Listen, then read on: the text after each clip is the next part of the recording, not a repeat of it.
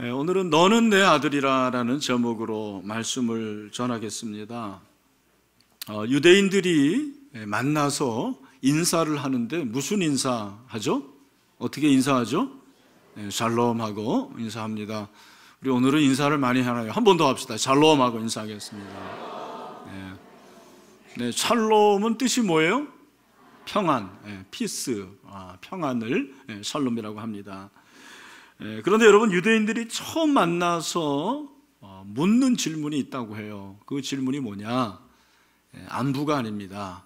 당신의 대제사장은 누굽니까? 당신의 대제사장은 누굽니까? 라는 질문을 한다고 합니다. 왜 이 질문을 할까? 그들에게 대제사장이라는 직분이 그만큼 중요하다는 것을 우리에게 말씀을 하는 거죠. 여러분, 하나님께서 아담과 하와를 창조하시고 그 아들 가인과 아벨에게 제일 먼저 가르쳐 주신 게 뭐예요? 제사를 가르쳐 주십니다. 하나님께서 이스라엘 백성들 광야에서 다른 집 지으라 말씀하시지 않고 명령하신 것이 성막을 지으라. 그 성막이 뭐예요? 하나님 앞에 제사하는 곳이거든요. 하나님을 만나는 곳이 성막이거든요. 그러니까 여러분, 그 성막에서 하나님을 제사할 때 하나님의 임재를 경험하게 되고, 무엇보다도 자신들의 죄를 용서받을 수 있는 거예요. 오늘날 우리는 신약의 시대를 살기 때문에 그냥 우리가 직접 나가서 하나님, 제가 이런 죄를 지었습니다 라고 회개하면, 우리가 자백하면 그는 미쁘시고 의로우사 우리 죄를 사하시고 우리를 모든 불의에서 깨끗게 하시겠다고 그렇게 약속을 하셨습니다. 구약의 시대는 인간이 직접 하나님을 만날 수가 없어요. 왜냐하면 인간은 죄인이고 하나님은 거룩한데, 거룩한 하나님을 만나면 어떻게 되는 거예요? 죽게 되는 거죠. 그 인간과 하나님 사이에 중재 역할을 하는 직분이 바로 대제사장이라는 직분입니다. 히브리서는 구약의 배경을 가지고 있는 그리스도인들에게 믿음을 가르쳐준 서신인데, 그들에게 대제사장이 누구냐, 정말 대제사장이 누구냐라는 것을 말씀을 하셨습니다. 오늘 우리가 5장을 읽었는데, 그래서 5장 전에 이미 예수님이 대제사장이라는 사실에 대해서 3번 얘기를 했어요. 2장 17절, 3장 1절, 4장 14절인데 4장 14절 말씀을 바로 앞장이니까 한번 크게 읽어봅시다. 시작. 그러므로 우리에게 큰 대제사장이 계시니 승천하시니 곧 하나님의 아들 예수시라. 우리가 믿는 도리를 굳게 잡을지어다. 그러니까 예수님이 대제사장인데 그 앞에 또 뭐가 붙었어요? 큰 대제사장이다. 그 말은 대제사장과는 구별이 된다. 뛰어나신 분이다. 탁월하신 대제사장이다. 우리가 믿는 도리를 굳게 잡아야 된다. 그렇게 말씀을 했습니다. 여러분, 오늘 그러한 시각을 가지고 예수님이 대제사장이신데, 그 예수님은 인간의 대제사장과 무엇이 다른가? 어떤 구별이 있는가라는 걸 가지고 같이 그런 시각으로 본문을 좀 살펴보려고 그래요. 1절을 보니까 대제사장마다 사람 가운데서 택한 자이므로 하나님께 속한 일에 사람을 위하여 예물과 속지 않은 제사를 드리게 하나니. 여러분, 대제사장의 첫 번째 자격이 뭔지 아세요? 저를 보면은 안 나오고 성경을 봐야 되는데, 첫 번째 자격이 뭡니까? 사람이어야 됩니다. 사람이어야 돼. 이게 너무 당연한 것 같지만 본문에 그렇게 나왔어요. 사람 가운데서 택했다. 천사가 아니에요. 영적인 존재에서가 아닌 그냥 인간에서 택했어요. 레위 지파죠. 그리고 두 번째는 사람을 위하여 존재하는 거예요. 하나님께 속한 일이지만 사람을 위해서 예물과 속지 않은 제사를 드린다. 그러니까 인간의 죄 용서함을 위해서 제사장이 존재하는 것입니다. 세 번째 자격이 뭐냐? 사람이고 사람을 위해서 존재하고 그러나 하나님의 부르심을 받아야 된다. 그렇게 말씀하고 있어요. 자기가 자원해서 내가 대제사장 되고 싶습니다. 그래도 되는 게 아니에요. 하나님이 너는 대제사장이어야 된다. 아론의 반차죠. 4절, 이 존귀는 아무도 스스로 취하지 못하고 오직 아론과 같이 하나님의 부르심을 받은 자라 할 것이니라. 그렇게 세 가지 대제사장의 자격에 대해서 말씀을 하셨습니다. 마찬가지로 예수님도 대제사장이신데 그 대제사장이신 예수님도 그래서 인간의 몸으로 오신 거예요. 인간의 몸으로 오셨고 인류를 위해서, 사람을 위해서 자기가 희생을 한 거죠. 그리고 하나님이 부르신 거예요. 하나님이 그렇게 너는 대제사장이라고 부르셨어요. 그게 5절이에요.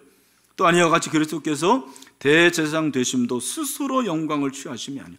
자기가 스스로가 아니다. 뭐라고 그랬습니까? 스스로 영광을 취하심이 아니요. 오직 말씀하시니가 그에게 이르시되, 그 다음에 같이 읽읍시다. 시작.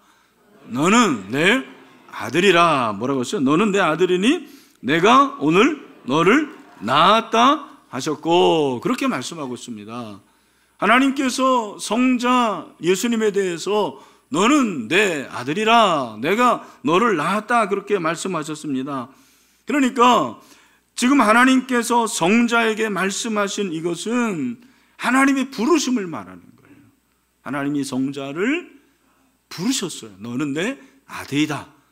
이 말씀은 시편의 2편을 인용하는 거예요. 정확하게 2편 7절의 말씀이죠. 시편 2편 7절에서 뭐라고 그랬어요? 다 같이 한번 읽읍시다. 시작. 내가 여호와의 명을 전하노라. 여호와께서 내게 이르시되 너는 내 아들이라. 오늘 내가 너를 낳았도다. 여러분, 히브리서 기자가 왜 시편 2편 7절을 인용을 했을까요? 그 이유가 뭘까요? 시편 2편이 중요하기 때문에 그런 거예요. 그리고 예수님의 대제사장에 대한 가장 정확한 근거가 되는 말씀이기 때문에 그렇습니다. 여러분, 우리가 이제 시편 그러면은 찬양이고 기도고 그렇게 생각하는데, 물론 맞습니다만 시편은 예수님의 예언에 관한 예언시가 나와요. 보통 이제 메시아시다 그렇게 얘기를 하죠. 그래서 시편이 굉장히 중요한 거예요. 시편 2편이 바로 메시아에 대한 예언을 하신 말씀입니다. 시편 기자는 예수님을 두 가지 칭호로 부르고 있습니다. 하나는 기름 부음을 받은 자다.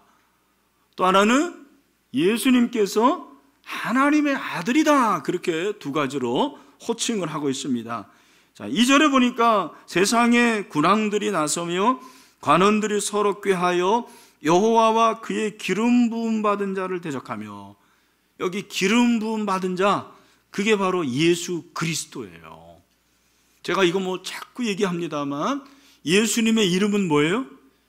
예수. 뜻이 뭐예요? 구원자. 그리스도라는 것은 뭐예요? 직분을 말하는 거예요. 직분은 기름 부음을 받은 자. 메시아가 바로 기름 부음을 받은 자예요. 시편 기자는 예수님이 태어나실 텐데 그분은 메시아로 오실 것이다. 기름 부음을 받은 자로 오실 것이다. 그렇게 예언을 하는 거죠. 그러면서 7절에 보니까 뭐라고 했어요? 우리 7절을 이미 살펴봤지만, 내가 여호와의 명령을 전하노라. 여호와께서 내게 이르시되 너는 내 아들이라. 오늘날 내가 너를 낳았다. 그렇게 말씀하고 있습니다. 하나님의 아들이 메시아인데 그 하나님의 아들을 누가 낳았대요? 누가 낳았어요? 하나님이 낳은 거예요. 여러분, 예수님을 누가 낳았어요? 하나님이. 사실은 누가 낳은 거예요? 요셉과 마리아의 몸에서 태어나서 마리아가 잉태하고 탄생시킨 거지만, 진짜는 누가 태어나게 한 거예요? 하나님이 태어나게 하셨다는 것입니다. 여러분, 이게 너무 중요한 거예요. 너는 내 아들이라. 하나님의 아들이 인간의 몸으로 태어나셨다라는 거예요. 하나님으로부터 태어났어요. 예수님은 생물학적으로 탄생된 게 아니에요. 이걸 여러분이 아셔야 돼요. 여러분, 생물학적으로 탄생됐다는 건 뭐예요? 그것은 엄마와 아빠가 만나서 그 관계에서 낳은 걸 말하는 거예요. 여러분들이 다 생물학적으로 그렇게 탄생이 된 자들입니다. 예수님은 그게 아니에요. 여러분, 예수님은 인간의 몸으로 태어나셨지만 처녀 몸으로 태어나셨습니다. 동정녀 몸에서 태어나셨습니다. 한 명도 아멘을 안 하네, 참. 네. 자, 여러분, 예수님은 인간의 몸으로 태어나셨지만 처녀 몸으로 태어나셨습니다. 동정녀 몸에서 태어나셨습니다. 성령으로 태어나신 걸 말하는 거죠. 그래서 히브리서 4장 15절에 보니까 중요한 말씀이 있는데, 예수님이 생물학적으로 태어나신 것이 아니기 때문에, 하늘로서 태어나셨기 때문에 예수님과 우리가 같은 인간이지만 결정적으로 다른 한 가지가 있습니다. 그게 뭐예요? 그에게는 뭐가 없어요? 죄가 없는 거예요. 크게 한번 15절 읽읍시다. 시작. 우리에게 있는 대상은 우리의 연약함을 동정하지 못하시리가 아니요 모든 일에 우리와 똑같이 시험을 받으신 이로되 뭐가 없다? 죄는 없으시니라. 아멘. 그는 죄가 없어요. 그러나 그분은 하나님과 동등하신 분이십니다. 빌립보서 2장 6절 7절에서 그렇게 말씀을 하고 있어요. 뭐라고 했습니까? 그는 근본 하나님의 본체시나 하나님과 동등됨을 취할 것으로 여기지 아니하시고 오히려 자기를 비워 종의 형체를 가지사 사람들과 같이 되셨고. 그러니까 예수님이 하나님의 아들로 태어나셨는데 그분은 철저하게 인간이라는 말이에요. 100% 인간으로 오셨어요. 그 인간이신 예수님이 대제사장으로서 역할을 하신 거죠. 그래서 하나님이 너는 내 아들이다. 내가 너를 낳았다고 말씀하셨어요. 여러분, 이 놀라운 사실이 우리에게 은혜가 되는 줄로 믿습니다. 히브리서 기자는 예수님이 하나님의 아들이고 대제사장이기 때문에 그분만이 하실 수 있는 중요한 사역이 있다고 말씀하세요. 그 사역을 하셨다라는 거예요. 그게 뭐예요? 오늘 7절과 8절 말씀이 그걸 우리에게 말씀을 하고 있습니다. 우리 7절, 8절 좀 같이 보도록 하겠습니다. 여기 나올 텐데 시작. 그는 육체에 계실 때에 자기를 죽음에서 능히 구원하실 이에게 심한 통곡과 눈물로 간구와 소원을 올렸고 그의 경건하시는 말미암아 들으심을 얻었느니라. 그가 아들이시면서도 받으신 고난으로 순종함을 배워서. 아멘. 여러분, 예수님이 아들로, 하나님의 아들로 인간의 몸으로 태어나셨기 때문에 그분도 고난을 받으셨어요. 참, 이게 얼마나 큰 은혜가 되는지 모르겠습니다. 하나님이면 왜 고난을 받습니까? 하나님은 왜 고통을 받습니까? 아들로 태어나셨기 때문에, 인간의 몸으로 태어나셨기 때문에 고난을 받으셨어요. 그 고난은 바로 십자가의 고난입니다. 예수님이 십자가를 지기를 원치 않으셨어요. 그런데 하나님께 기도합니다. 내 뜻이 아니고 누구의 뜻? 하나님의 뜻. 하나님의 뜻이면 내가 따르겠습니다. 예수님이 십자가를 지시기 전에 오늘 이 본문에 의하면 하나님께 기도했다라는 거예요. 간구했다라는 거예요. 어떻게 기도했느냐? 통곡으로 기도한 거예요. 눈물로 기도했어요. 저는 이 본문에서 은혜가 된 것이 무엇이냐면 그가 아들이시면서도 받으신 고난으로, 그 말이에요. 하나님의 아들이시면 이런 고난을 왜 당해야 됩니까? 그분이 하나님이신데 왜 십자가의 고난을 당하셔야 됩니까? 근데 하나님이 그를 아들로 낳으셔서 그가 인간의 몸으로 오셨기 때문에 무엇보다도 오늘 이 말씀에 보면 고난 가운데서 순종함을 배웠다, 그렇게 말씀을 하고 있습니다.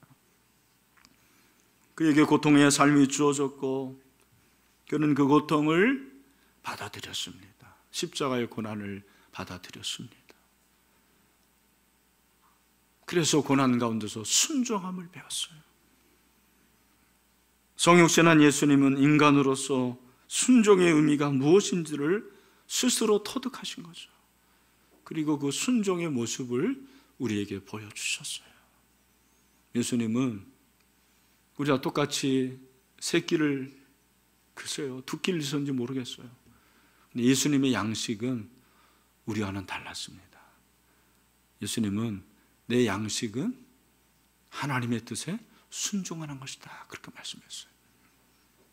요한복음 4장 34절, 예수께서 이르시되 나의 양식은 나를 보내신 이의 뜻을 행하며 그의 일을 온전히 이루는 이것이니라, 그렇게 말씀을 하고 있습니다. 그분이 하나님의 아들이신데 그럼에도 불구하고 순종을 통해서, 그 순종을 통해서 정말 하나님의 아들이심을 나타내 보이시는 거죠. 예수님이 하나님의 아들로 고난을 통해서 순종을 배우셨을 뿐만 아니라 순종을 통해서 오늘 본문에 보니까 온전케 되었다, 그렇게 말씀을 하고 있습니다. 9절 말씀이죠. 우리 9절 말씀을 다 같이 한번 읽겠습니다. 우리 비전에 있는 형제 자매들도 9절 다 같이 시작.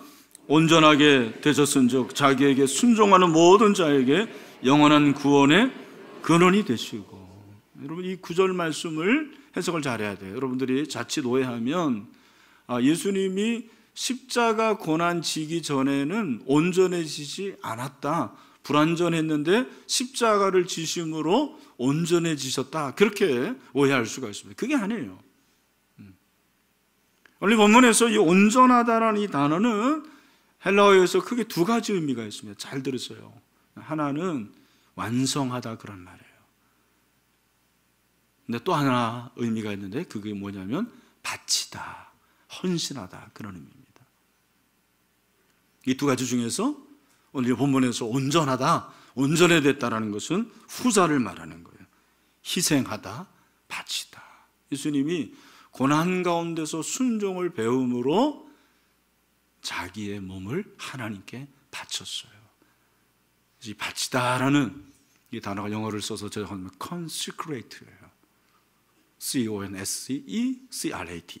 consecrate. 바치다. 하나님 앞에 헌신하다. 자기 몸을 헌신하는 거예요. 불완전해서 완전으로가 아니고 예수님은 십자가 고난을 통해서 자기 몸을 버리십니다. 희생 제물이 되십니다. 그게 바로 아들이신 그분이 우리를 위해서 하신 일이에요. 사도 바울은 에베소서 5장 2절에서 그리스도께서 너희를 사랑하신 것 같이 너희도 사랑 가운데서 행하라.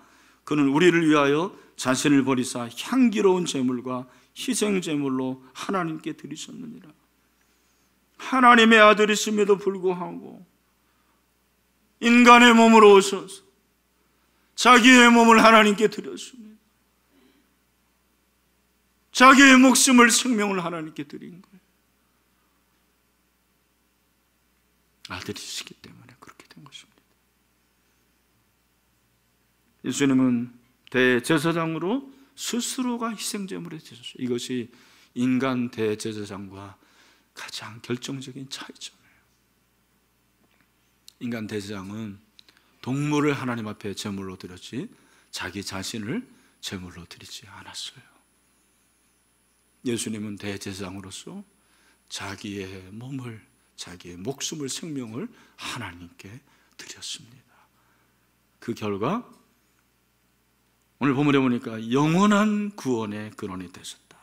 모든 자에게, 모든 자, 그를 믿는 모든 자에게 영원한 구원의 근원이 되셨다라고 말씀을 하고 있습니다. 여러분, 오늘 이 예수 그리스도가 저와 여러분이 믿는 구세주이십니다. 그분이 우리의 주님이십니다. 할렐루야. 여러분, 그렇다면 오늘 이 말씀을 통해서 우리에게 주시는 도전의 말씀, 적용의 말씀이 무엇일까요? 제가 장황하게 예수님이 하나님의 아들로서 대제사장이라는 것을 말씀을 드렸는데, 이 말씀을 통해서 우리의 삶에 적용할 수 있는 것이 무엇일까? 오늘 두 가지를 말씀을 드리려고 합니다. 여러분들이 좀 마음에 꼭 좀 담고 이 성찬절을 맞이해서 좀 실천하는 그런 시간이 됐으면 좋겠어요. 먼저 예수님처럼 고난을 통해 순종을 배워야 됩니다. 한번 따라합시다. 예수님처럼 고난을 통해 순종을 배우자. 여러분, 예수님 고난을 통해 순종을 배웠습니다. 배우다라는 것은 그냥 학교에서 배우는 게 아니에요. 이건 체험하다예요. 체득하다예요. 경험했어요. 순종을 경험했어요. 여러분, 이 고난은 너무 힘든 거예요. 근데 이 고난에는 항상 순종이 요구됩니다. 여러분이 꼭 기억하셔야 돼요. 아래 토레이는 성경이 요구하는 어떤 특정한 사람들에게 주시는 하나님의 약속은 그들이 살아있는 믿음으로 하나님과 연합하여 그를 사랑하며 순종하면, 그를 사랑하며 순종하면 같은 말이에요. 사랑이 순종이에요. 순종이 사랑이에요. 사랑하며 순종하면 무엇이든지 구하는 것을 주신다는 것이다. 제가 기도에 대해서 이제 얘기할 때가 오겠지만, 여러분, 왜 우리가 기도하는데 응답이 안 되느냐? 왜 응답이 안 되느냐? 순종하지 않기 때문이라는 거예요. 순종을 요구하십니다. 요한복음 14장 21절, 나의 계명을 지키는 자라 나를 사랑하는 자니 나를 사랑하는 내 아버지께 사랑을 받을 것이요 나도 그를 사랑하여 그에게 나를 나타내라, 그렇게 말씀하셨어요. 이게 중요한 것입니다. 고난을 통해 우리는 순종을 하는 거예요. 고난은 순종할 수 있는 너무 좋은 기회입니다. 최근에 제 주변에 후배 목사님들 중에서 좋은 소식을 전해오는 분도 있지만 좀 가슴 아픈 소식을 전해오는 분들도 있더라고요. 그 중에 하나가 목사님들의 사모님들이 그렇게 아파요. 몇 분들을 제가 될 수는 없지만 사모님들이 그렇게 암에 걸리고, 제가 어제 우리 교역자들한테 그랬어요. 사모님한테 잘하라고. 제가 목회한 결과 발견한 한 가지 사실은 가정의 문제의 70%, 많게는 80%는 남편의 책임입니다. 아멘을 한 번도 안 하시네요. 다시 한번. 가정의 문제의 70% 정도, 많으면 80%의 책임은 남편에게 있습니다. 축복합니다. 요 얘기를 듣고 우리 남편이 들어야 되는데 그런 분들은 변해야 될 분들입니다. 그 중에 한 목사님 부부가 저를 찾아왔는데 그 사모님이 유방암 수술을 하셨더라고요. 2주 전에. 형제가 8명, 8남매 막내. 엄마가 처음 예수 믿고 전도해서 예수 믿게 됐는데 엄마가 늘 아픈 거예요. 그래서 이 사모님이 결혼하기 전에 시골에 그 교회 새벽 기도 가가지고 맨날 눈물로 기도한 거예요. 하나님, 우리 엄마를 고쳐주세요. 하나님 고쳐줄까요? 고쳐주지 않았을까요? 고쳐주셨어요. 고쳐주시고 엄마는 하나님 나라 갔어요. 하늘나라 갔어요. 근데 남은 거는 아빠와 8남매인데 아빠가 예수를 안 믿는 거예요. 그리고 8남매 중에서도 신앙생활 안 하는 형제가 있는 거예요. 그런데 사모님이 수술을 받는 그날 아침 일찍 아빠가 전화를 했습니다. 아버지가 전화를 해가지고 아마 생각하기는 밤새 한잠도 못 잔 것 같아요. 그 막내가 수술을 받으니까 얼마나 가슴이 아팠겠어요. 그래가지고 그 아버지가 막내야, 네가 수술을 받는다니 이게 무슨 말이냐 그러면서 막내야, 이건 하나님이 너에게 주신 테스트인 것 같아. 교회 용어를 말씀하시더라는 거예요. 진짜. 그러면서 네가 이 테스트에 합격을 하면, 통과하면 하나님께서 너에게 복을 주실 거야. 그렇게 말씀하시더라는 거예요. 너무 깜짝 놀랐어요. 그리고 오빠 중에 제일 자기를 사랑하는 오빠가 교회 열심히 다니다가 교회가 쌈박질하는 거 보고 방학 중인데 찾아와가지고는 네가 이렇게 아픈 거 내가 교회 안 다녀서 그런 거야. 그렇게 회개하고 교회 다니겠노라고 얘기를 했다라는 거예요.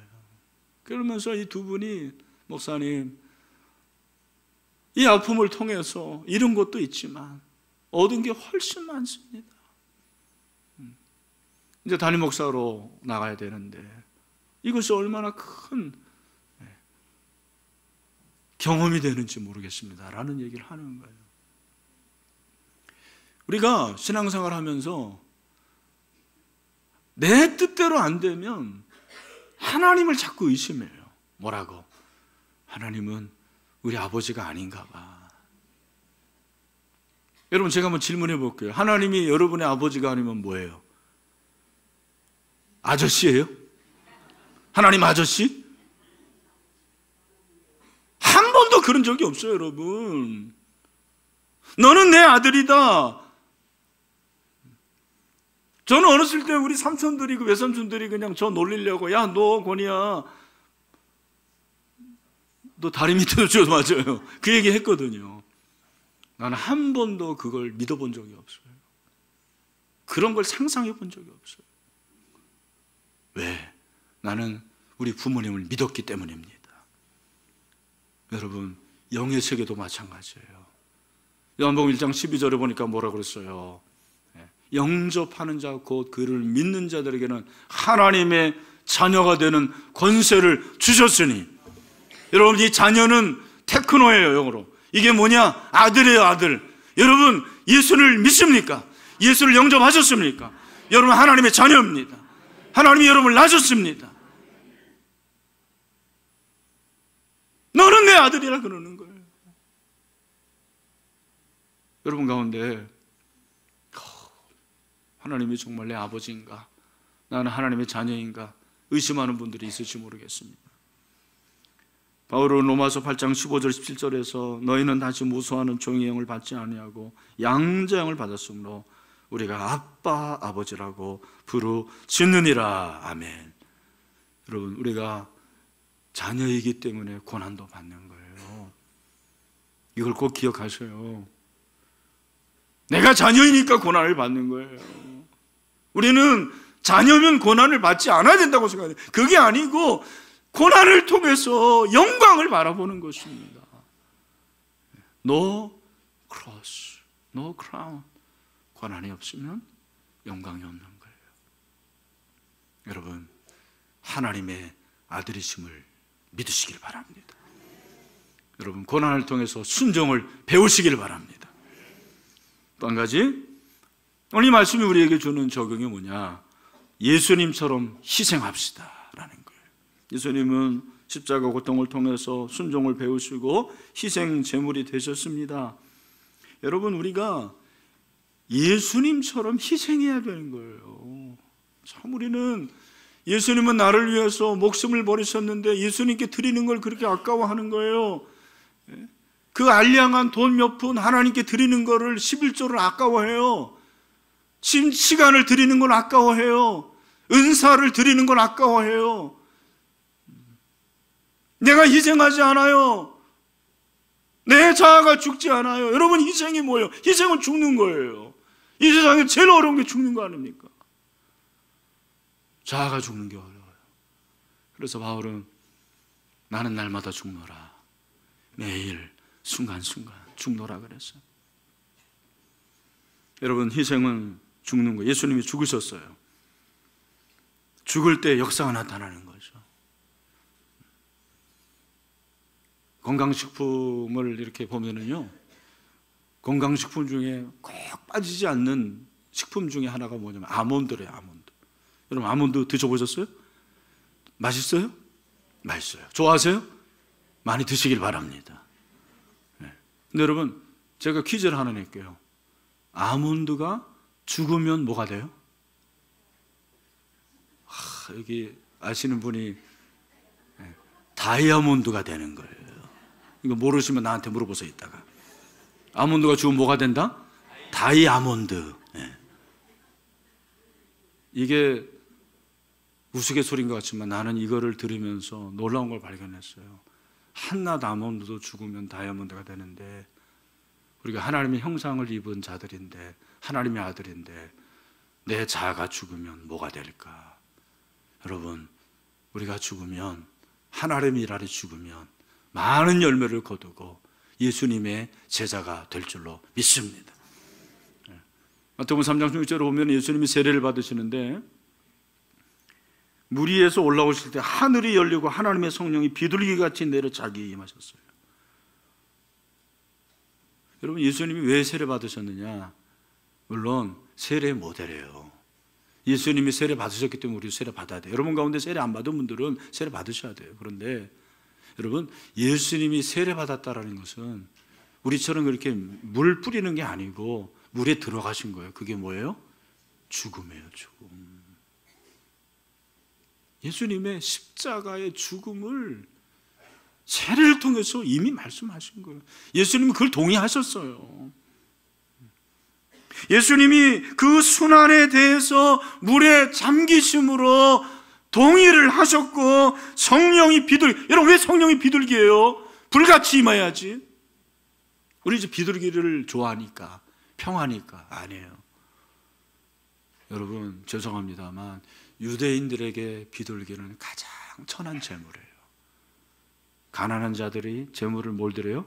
비둘기. 성령이 비둘기같이 임했다라는 것은 예수님이 십자가에 죽으심으로 그 헌신이 비둘기 같다라는 거예요. 가장 비천하고 가장 낮아지고 그리고 가장 힘없는 그러한 희생을 우리에게 말씀하시는 거예요. 여러분, 성령이 비둘기같이 내려오심으로 십자가의 죽으심에 대해서 동의하신 거죠. 그게 희생의 제물이에요. 사랑하는 성도 여러분, 하나님께 드리는 거, 희생하는 거 아까워하지 마시길 바랍니다. 여러분, 성숙한 자와 미성숙한 자의 구분이 뭐냐? 드리는 거 보면 알아요. 바치는 거 보면 알아요. 희생하는 거 보면 알아요. 남을 위해서 희생해야 돼요. 주님을 위해서 희생할 수 있어야 돼요. 우리가 이 성탄절에 사실은 몇 해 전만 하더라도 5만 원 이렇게 해가지고 상자에 생필품 해서 차상위 계층에게 전달하는 그런 걸 했었는데 요즘은 못해요. 돈이 있어도 못해요. 이유가 뭔지 아십니까? 구청에서 차상위 계층 명단을 안 줘요. 왜? 개인보호법으로. 여러분, 정신 차리고 들으세요. 인권이 절대적이지 않습니다. 인권보다 천권, 하나님의 권리가 위인 줄로 믿습니다. 여러분, 이 성탄절을 맞이해서 희생해 보시길 바랍니다. 희생해야 돼요. 희생해 볼 줄 알아야 돼요. 용서라는 희생을 할 줄 알아야 되고, 사랑하는 사람, 정말 내가 사랑해보는 희생을 해야 돼요. 손해보고 아까워하고 그게 아니고 정말 주님을 위해서, 이웃을 위해서 희생할 줄 아는 그런 희생이 회복되기를 주님의 이름으로 축원합니다. 그랬을 때 요한복음 12장 24절에 놀라운 역사가 나타나는 거죠. 그게 뭐예요? 다 같이 시작. 내가 진실은 너에게 이르노니 한 알에 밀이 땅에 떨어져 죽지 아니하면 한 알 그대로 있고 죽으면 많은 열매를 맺느니라. 이런 역사가 있게 되기를 바랍니다. 말씀을 맺습니다. 하나님은 성자에게 너는 내 아들이라 그렇게 말씀하셨어요. 너는 내 아들이라. 여러분, 너는 내 아들이라는 것은 예수님이 인간의 몸으로 오셨지만 그 인간의 몸으로 오신 예수님은 생물학적 탄생이 아니라 존재론적 의미로 탄생하셨다는 걸 말하는 거예요. 그리고 그 예수님은 인간으로서 고난에서 순종을 배웠어요. 그리고 그 순종을 통해서 어떻게 됩니까? 여러분, 그 예수님은 가장 중요한 게 뭐예요? 희생을 하신 거죠. 희생의 제물이 되신 것입니다. 우리도 예수님처럼 고난을 통해 순종을 배웁시다. 그리고 예수님처럼 희생합시다.